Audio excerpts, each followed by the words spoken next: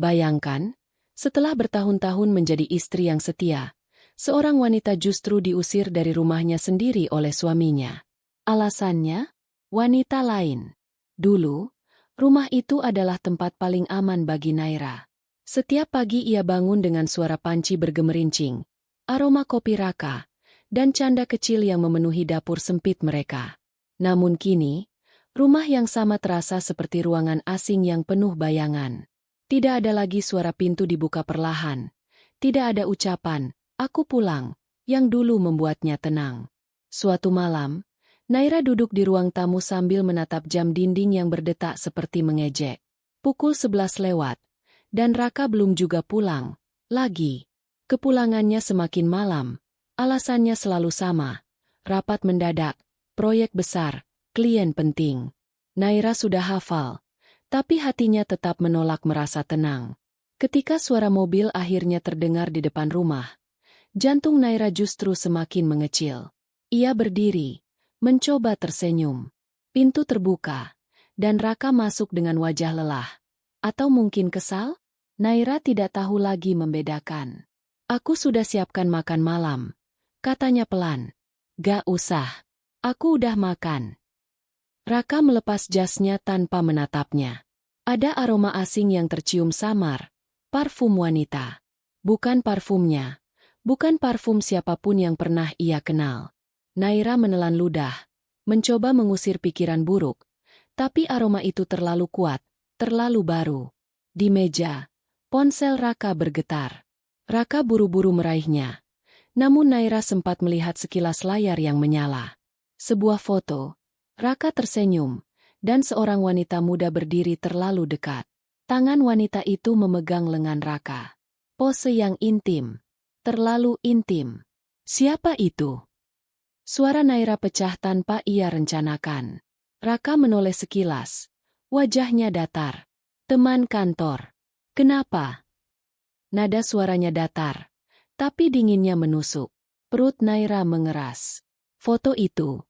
Kalian terlihat dekat."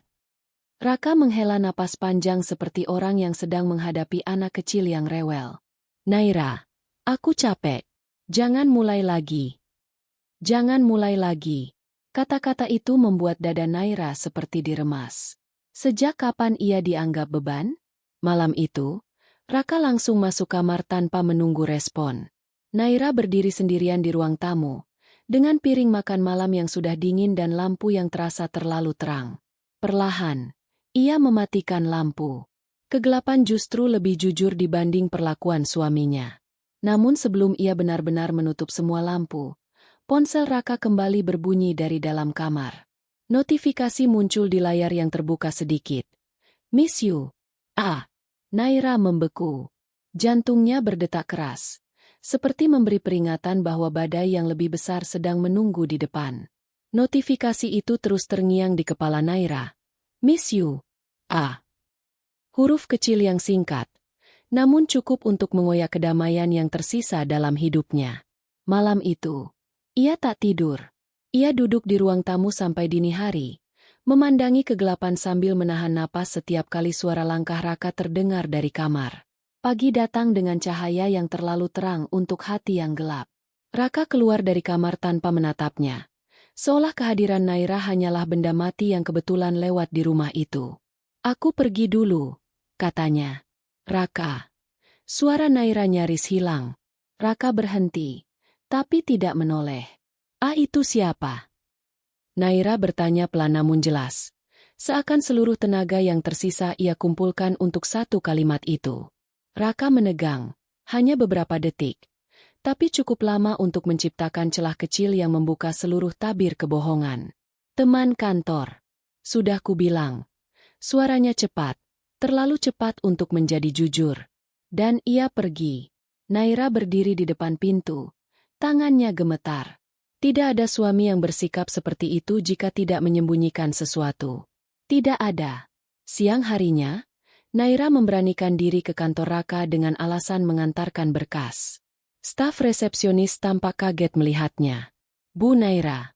"Pak Raka keluar makan dengan Bu Arinda," katanya tanpa sadar. Naira mengerutkan kening. "Arinda?" "Ya." Bu, wakil manajer baru.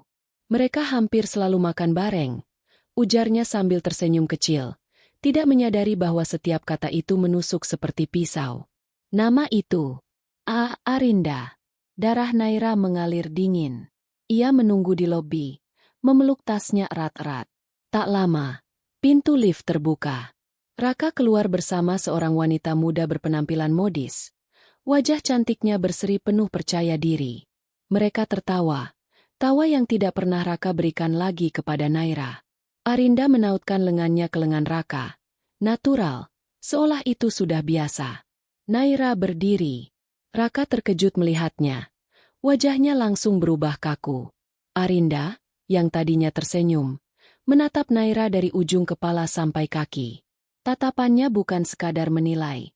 Tatapan itu menantang. Naira, ngapain kamu di sini? Raka setengah membentak.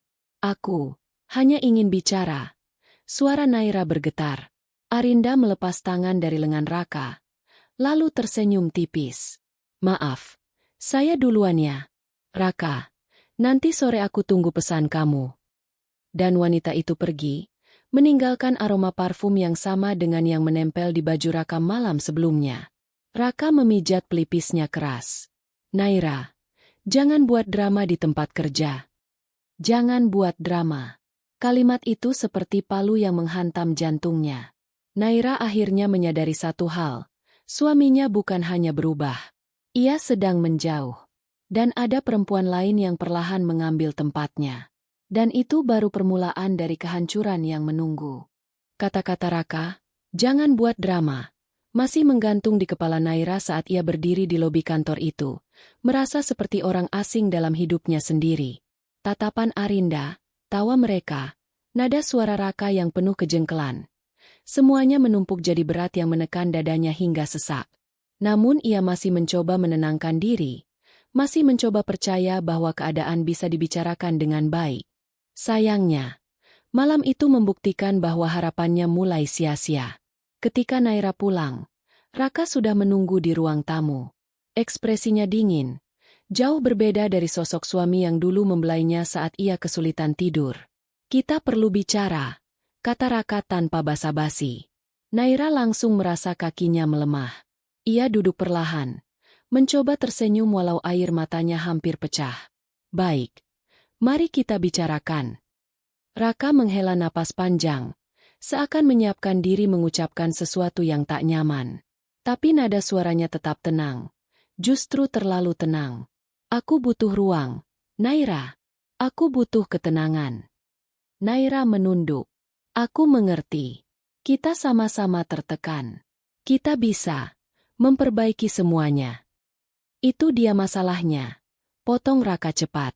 Aku tidak yakin mau memperbaikinya. Dunia Naira seakan berhenti berputar. Maksudnya? Raka berdiri, berjalan mondar-mandir seperti orang yang merasa terganggu. Kamu selalu curiga, selalu mengatur. Aku capek. Naira, aku hanya ingin sendiri dulu. Atau mungkin, kita butuh jarak. Raka, tolong jangan bicara begitu. Aku hanya ingin tahu apa yang sebenarnya terjadi. Naira memohon. Raka berhenti, menatapnya datar, lalu mengucapkan kalimat yang menghancurkan segalanya. Pergi dari rumah ini untuk sementara. Naira terdiam. Heningnya menusuk telinga. Kau mengusirku. Aku cuma butuh waktu tanpa kamu. Itu saja. Tapi suaranya terlalu ringan untuk sebuah keputusan yang merobek pernikahan. Ketika Naira berjalan menuju kamar untuk mengemas barang, tangannya gemetar. Setiap pakaian yang ia lipat mengingatkannya pada saat-saat bahagia mereka dulu. Ia menahan tangis saat memasukkan foto pernikahan. Foto yang kini terasa seperti dusta. Suara mobil berhenti di depan rumah. Naira melongok dari jendela. Arinda. Perempuan itu turun dengan gaya percaya diri, lalu mengetuk pintu sambil tersenyum tipis. Seolah kedatangannya menunggu saat Naira pergi. Dengan koper kecil di tangan, Naira melangkah keluar rumah. Ia tidak menoleh lagi, meski hatinya berteriak untuk kembali. Raka berdiri di pintu, namun tidak berusaha menghentikannya. Arinda lewat di sampingnya, menyapa dengan nada manis penuh kemenangan. Hati-hati di jalan, Bu. Dan untuk pertama kalinya, Naira menyadari, rumah itu bukan lagi miliknya. Dan mungkin, suaminya juga tidak. Naira melangkah menjauh dari rumah yang dulu ia bangun bersama Raka, dengan koper kecil yang terasa jauh lebih berat daripada isinya. Bukan karena pakaian, bukan karena foto-foto usang yang ia selipkan tergesa-gesa, tapi karena hatinya, hancur, remuk, dan kehilangan arah. Udara malam menusuk kulitnya. Namun yang lebih menyakitkan adalah tatapan Arinda yang penuh kemenangan. Beberapa langkah dari rumah, lututnya melemah. Ia berdiri di pinggir jalan, mencoba bernapas. Namun tiap tarikan napas seperti menelan pecahan kaca. Ponselnya berbunyi, satu-satunya keberuntungan malam itu.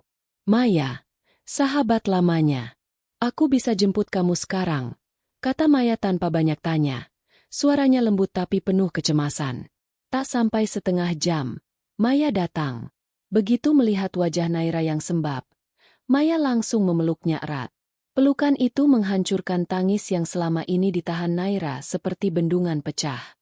Dia mengusirku, Mei. Suara Naira pecah di bahu sahabatnya. Maya mengusap punggungnya. Sini, kamu ikut aku. Kita cari dulu tempat aman. Beberapa hari pertama di rumah Maya terasa seperti berjalan di tengah kabut tebal. Naira melakukan semuanya secara otomatis. Bangun, mandi, makan, tanpa benar-benar merasakan apapun. Luka yang ditinggalkan Raka terlalu dalam. Namun Maya bukan tipe sahabat yang membiarkan seseorang tenggelam. Suatu pagi, ia membuka tirai kamar Naira dan menepuk pahanya. Kamu harus mulai bangkit. Nah, kecil saja dulu. Coba kembali ke butik. Mereka pasti mau kamu kembali. Naira menatap bayangannya di cermin. Mata bengkak. Wajah pucat. Ia hampir tidak mengenali dirinya sendiri. Tapi saat itu, sesuatu mulai bergerak di dalam hatinya. Bukan kekuatan, bukan pula keberanian. Hanya sebuah kepasrahan kecil bahwa hidup harus terus berjalan meski ia tidak siap. Ia kembali bekerja di butik tempat ia dulu berhenti saat menikah. Para karyawan menyambutnya dengan hangat, seolah ia tidak pernah pergi. Aktivitas harian perlahan mengembalikan denyut hidupnya. Suatu sore, ketika ia sedang menjahit, seorang pelanggan datang. Seorang wanita paruh-baya berwibawa yang memerhatikan hasil jahitannya cukup lama. Kamu yang membuat desain ini? Tanya wanita itu. Naira mengangguk malu-malu. Wanita itu tersenyum puas. Kamu punya bakat besar. Kalau kamu mau mengembangkan brand sendiri, hubungi saya. Ini kartu saya. Naira menatap kartu itu jauh lebih lama dari seharusnya. Ada percikan harapan kecil yang muncul, sangat kecil, namun cukup untuk menghangatkan hatinya. Untuk pertama kalinya setelah malam ia diusir, Naira merasakan sesuatu yang berbeda. Bukan bahagia, bukan pula lega, tapi janji bahwa ia masih punya masa depan. Meskipun Raka telah menghancurkannya, hidup belum selesai. Dan luka itu, perlahan, mulai berubah menjadi kekuatan. Kartu nama yang diberikan wanita itu masih disimpan Naira di dalam dompetnya. Setiap kali ia membuka dompet, kartu itu seakan berbisik lembut bahwa hidupnya belum berakhir. Dan itulah yang menjadi alasan ia bangun setiap pagi.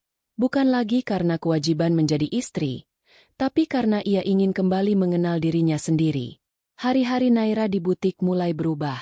Ia tidak hanya menjahit, tetapi juga diminta membuat beberapa desain untuk koleksi baru. Ketika karyanya dipajang di etalase, pelanggan mulai memperhatikan. Mereka memuji detailnya, pola uniknya, dan gaya yang berbeda dari yang lain. Sementara itu, Naira juga mulai belajar mengelola media sosial butik, menampilkan karya-karyanya secara perlahan. Responsnya mengejutkan. Foto-foto desainnya mulai mendapat perhatian. Pesan masuk berdatangan. Beberapa bertanya apakah ia menerima pesanan khusus. Butik tempatnya bekerja pun mulai sibuk. Perlahan, hidup yang sempat gelap mulai memiliki warna. Namun meski ia berusaha fokus pada masa depan, bayangan masa lalu tetap muncul seperti luka yang belum kering. Apalagi saat para karyawan, Tanpa sadar, saling berbisik mengenai seorang pelanggan yang melihat Raka di sebuah restoran bersama Arinda. Tertawa, mesra, seolah semua yang terjadi tidak pernah menyakiti siapapun. Naira pura-pura tidak mendengar, tapi hatinya tetap mencuri sedikit rasa sakit. Suatu siang, butik itu kedatangan seorang artis lokal yang sedang naik daun. Ia memilih salah satu dress desain Naira dan memutuskan memakainya untuk acara besar. Saat foto-fotonya tersebar di media sosial, nama butik itu melonjak. Komentar netizen memuji dress tersebut. Banyak yang menandai akun butik dan meminta dibuatkan yang serupa. Pemilik butik memeluk Naira dengan mata berbinar. Ini semua karena kamu. Kita pertimbangkan buat bikin brand kecil-kecilan atas namamu, ya? Naira tersenyum, tapi matanya berkaca-kaca, bukan sedih, melainkan bangga. Sementara itu, di tempat lain, hidup Raka justru berjalan ke arah sebaliknya. Dalam seminggu terakhir, bisnisnya menurun drastis. Klien-klien besar mulai menarik diri. Karyawan melapor bahwa Raka sering datang terlambat, pulang lebih cepat, dan terlihat tidak fokus. Dan gosip mengenai pertengkaran antara Raka dan Arinda mulai menyebar di kantor. Namun Naira tidak tahu. Atau mungkin, ia memilih tidak peduli. Di malam yang tenang, Naira duduk sambil mendesain sketsa baju baru. Tangannya bergerak lembut, matanya fokus, dan untuk pertama kalinya sejak pernikahannya hancur, ia merasakan ketenangan, bukan dari orang lain, tapi dari dalam dirinya sendiri. Ia menghela napas panjang. Mungkin, tanpa Raka, ia justru menemukan dirinya yang sebenarnya. Dan ia belum tahu bahwa di tempat lain, seseorang mulai merasakan kehilangan yang terlambat ia sadari. Sementara Naira menemukan kembali dirinya, di sisi lain kota, Raka justru berada di titik yang berlawanan. Malam itu ia duduk sendirian di ruang kerja, menatap layar laptop yang penuh notifikasi merah, laporan kerugian, penundaan proyek, dan email klien yang membatalkan kerjasama. Namun semua itu tidak menghentikan suara lain yang lebih mengganggu. Keributan dari ruang tamu. Suara Arinda. Raka, kamu dengar aku ngomong atau tidak? Raka memijit pelipisnya. Arinda, aku lagi kerja. Kerja? Arinda tertawa sinis. Pekerjaan kamu terus bikin kita ribut. Kalau kamu sayang sama aku, kamu bakal prioritaskan aku, bukan laptop itu. Raka menatapnya lelah. Aku sedang kehilangan klien besar. Arinda, mengerti tidak? Tentu saja aku mengerti, jawabnya, tapi nadanya sama sekali tidak menunjukkan empati. Aku mengerti kalau kamu masih mikirin istri kamu. Raka menegang. Jangan mulai lagi. Arinda berkacak pinggang. Kamu pikir aku tidak tahu? Kamu makin jauh dari aku sejak dia pergi. Kamu kira aku buta. Kamu yang terlalu banyak menuntut. Kamu yang tidak pernah cukup. Arinda membalas. Pertengkaran itu semakin panas. Piring pecah. Pintu dibanting. Tetangga memukul dinding sebelah mereka, menegur dengan geraman kesal. Namun Raka dan Arinda tetap bertengkar, seperti dua orang yang saling mengunci dalam lingkaran racun. Ketika Arinda pergi dengan marah dan menyalakan mobilnya terburu-buru, Raka hanya memandang dari pintu. Beberapa menit kemudian, ponselnya berdering. Nomor tak dikenal. Suara laki-laki. Tergesa. Serius, Pak Raka, ada kecelakaan kecil di ujung jalan. Seorang perempuan, namanya Arinda. Anda kerabatnya.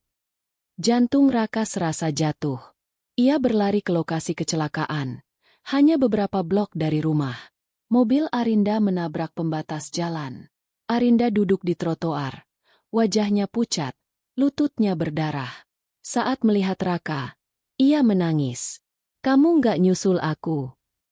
Raka merasakan sesuatu menusuk hatinya. Penyesalan? Ketakutan? Atau mungkin rasa bersalah yang selama ini ia tekan? Namun bahkan saat ia mengusap darah di lutut Arinda, pikirannya tidak sepenuhnya berada di sana. Entah kenapa, bayangan Naira datang. Naira yang dulu selalu menenangkan saat ia stres, yang tidak pernah menuntut, yang selalu tahu bagaimana membuatnya merasa aman. Untuk pertama kalinya setelah mengusir istrinya, Raka merasakan kekosongan yang menakutkan. Ia mengantar Arinda pulang, merawat lukanya, namun seluruh hatinya terasa hampa. Dan saat malam larut, ia duduk sendirian di sofa, menatap foto pernikahan yang dulu sempat ia simpan di laci, foto yang ia keluarkan tanpa sadar beberapa hari lalu. Ada getaran lirih di dadanya. Sesuatu yang mirip dengan kesadaran bahwa ia mungkin telah menghancurkan satu-satunya orang yang benar-benar mencintainya. Dan hidupnya mulai runtuh. Pelan tapi pasti. Malam itu, setelah menatap foto pernikahan yang nyaris ia lupakan, Raka duduk lama di sofa, memegang pelipisnya seperti seseorang yang baru sadar telah menukar sesuatu yang tak ternilai dengan hal yang tak berarti. Rumah yang ia tinggali kini, rumah yang dulu terasa lapang, mendadak terasa kosong, bising, dan sesak sekaligus. Bayangan Naira muncul dalam kepalanya, bukan sebagai wanita yang ia tuduh terlalu mengatur, tapi sebagai sosok yang dulu selalu membuat hidupnya stabil. Raka menelan ludah. Untuk pertama kalinya dalam berbulan-bulan, ia bertanya pada dirinya sendiri. Apa aku sudah salah? Pertanyaan itu perlahan tumbuh menjadi rasa panik. Keesokan paginya, saat Arinda masih terlelap dengan perban di lututnya, Raka keluar diam-diam. Ia menyetir menuju rumah lama mereka. Rumah yang kini entah kenapa terasa seperti tempat yang asing namun penuh kenangan. Ia berdiri di depan pintu. Mengetuk. Tak ada jawaban. Rumah itu kosong. Ia menekan bel, berharap suara langkah Naira terdengar. Namun hening. Sunyi. Namun bukan sunyi yang menenangkan. Sunyi yang membuat dada terasa digenggam erat. Raka menunduk. Kecewa. Ia menyentuh gagang pintu yang dulu selalu dibuka Naira untuk menyambutnya pulang. Kini, pintu itu menolak mengenalinya. Tidak menyerah, Raka menuju butik lama tempat Naira dulu bekerja sebelum menikah. Ia melangkah dengan gugup, seakan setiap langkah adalah ujian. Begitu ia masuk, beberapa karyawan langsung saling berpandangan, mengenali wajahnya dari cerita-cerita yang pernah mereka dengar dari Naira. Ada yang bisa saya bantu, Pak? Tanya salah satu staf. Saya mencari Naira. Dia bekerja di sini dulu. Apa dia? Staf itu saling melirik, lalu menatap Raka dengan hati-hati. Maaf, Pak. Bu Naira sudah pindah ke butik baru. Dan beliau tidak menerima tamu pribadi di tempat kerja. Raka tercenung. Dia tidak mau bertemu. Staf itu menelan ludah, lalu mengangguk. Kata-kata sederhana itu menghantam lebih keras daripada teriakan manapun. Tidak mau bertemu. Seluruh dunia Raka seakan berhenti sesaat. Ia berdiri kaku, seperti seseorang yang tiba-tiba kehilangan pegangan dan tak tahu harus berpegang pada apa. Perempuan yang dulu selalu menatapnya dengan mata penuh cinta, kini memilih menutup pintu rapat-rapat. Dengan langkah berat, ia keluar dari butik. Angin sore menyapa wajahnya, namun dinginnya menusuk, bukan karena cuaca, tapi karena kenyataan yang mulai tumbuh di dalam hatinya. Naira tak lagi berada dalam jangkauannya. Dalam perjalanan pulang, pandangannya menangkap sebuah poster besar di dinding sebuah pusat perbelanjaan. Foto seorang wanita tersenyum percaya diri, mengenakan dress elegan dengan detail yang halus. Di bawahnya, tertulis, launching koleksi terbaru, Naira Atelier. Raka menghentikan mobilnya mendadak. Dadanya terasa sesak melihat nama itu. Nama yang dulu ia abaikan, kini bersinar terang tanpa dirinya. Untuk pertama kalinya, ia benar-benar takut kehilangan. Dan perasaan itu hanya permulaan dari badai yang akan datang. Guncangan demi guncangan itu masih terasa bahkan setelah pintu mobil Andika tertutup dan suara mesinnya menjauh. Maya tetap berdiri di depan perumahan itu. Napasnya bergetar. Perkataan Rika terus memantul di kepalanya. Kata-kata yang secara tak terduga justru menusuknya paling dalam. Saat itulah ia merasakan sesuatu. Luka lama yang ternyata belum benar-benar sembuh. Pagi berikutnya, Maya duduk di ruang guru dengan senyum tipis yang ia paksakan. Semalam sulit ia tidur. Wajah Andika, nada suaranya, dan kekhawatirannya terus muncul bergantian. Hatinya kacau. Dunia yang semula stabil kembali berputar liar. Ketika sedang memeriksa tugas murid, Ponselnya bergetar. Nomor tak dikenal. Maya ragu, tetapi mengangkatnya. Halo. Suara perempuan terdengar. Lirih, namun tajam. Ini Maya, kan? Istri lama Andika. Jantung Maya hampir berhenti. Ada apa? Saya Rani. Nama itu saja sudah membuat napas Maya tercekat. Rani menghela napas. Panjang, berat, terdengar seperti seseorang yang sedang berdiri di tepi jurang. Saya cuma mau bilang, kalau Andika, akhir-akhir ini berubah. Dan saya tahu penyebabnya kamu. Maya menggenggam ponsel lebih kuat. Saya tidak punya hubungan apapun dengannya. Tapi dia terus menyebut nama kamu. Bahkan saat dia marah. Dia menyalahkan saya atas semuanya. Dan sekarang, dia jarang pulang. Suara Rani bergetar. Kalau dia datang ke kamu, bilang padanya untuk berhenti mencari saya. Saya sudah muak. Telepon langsung terputus. Maya terdiam lama, seolah seseorang baru menyiramkan air es ke seluruh tubuhnya. Ada sesuatu yang serius terjadi di rumah tangga Andika dan Rani. Sesuatu yang tampaknya semakin dekat menyeretnya masuk. Malamnya, ketika Maya hendak mengunci pintu rumah, ia mendengar bunyi mobil berhenti di luar. Lampu kepala menyorot tembok. Ia mendekat ke jendela, dan tubuhnya langsung menegang. Andika turun dari mobil. Wajahnya kusut, matanya merah, rambutnya berantakan seperti ia belum tidur semalaman. Ia menatap rumah Maya seperti seseorang yang telah kehilangan arah.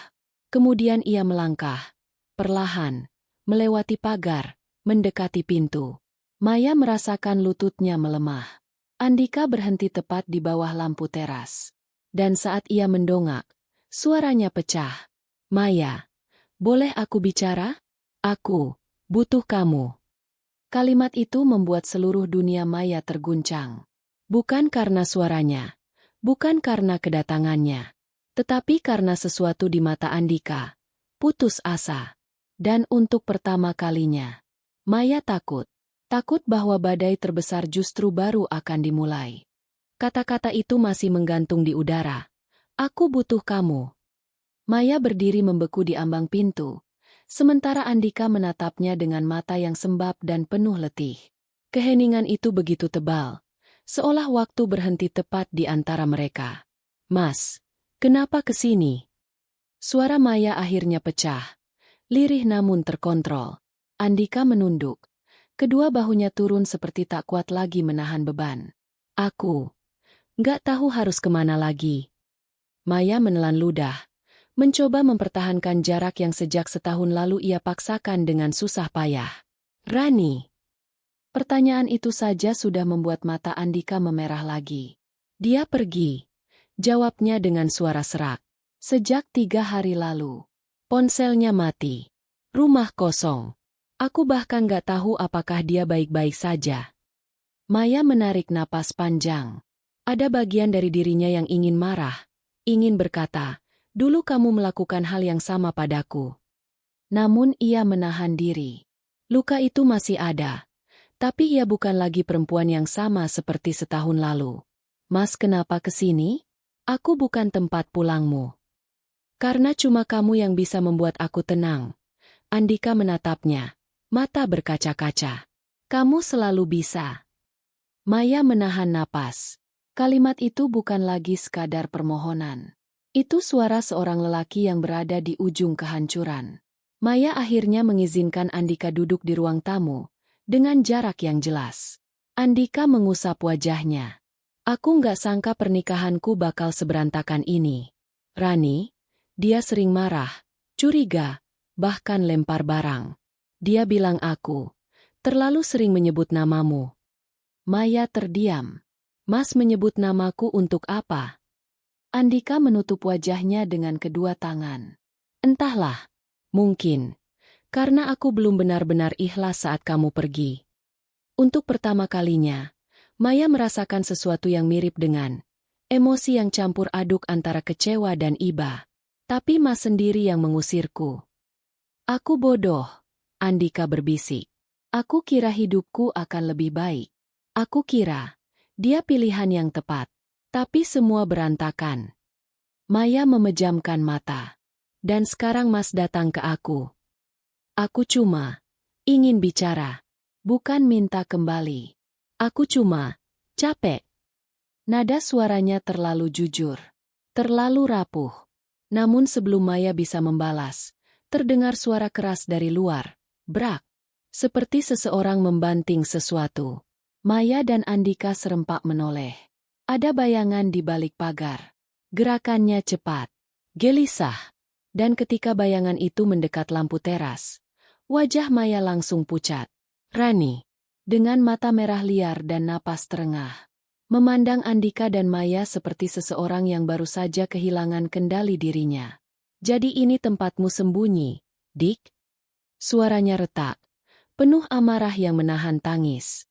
Maya merasa dingin menjalar ke seluruh tubuh. Inilah titik pecahnya.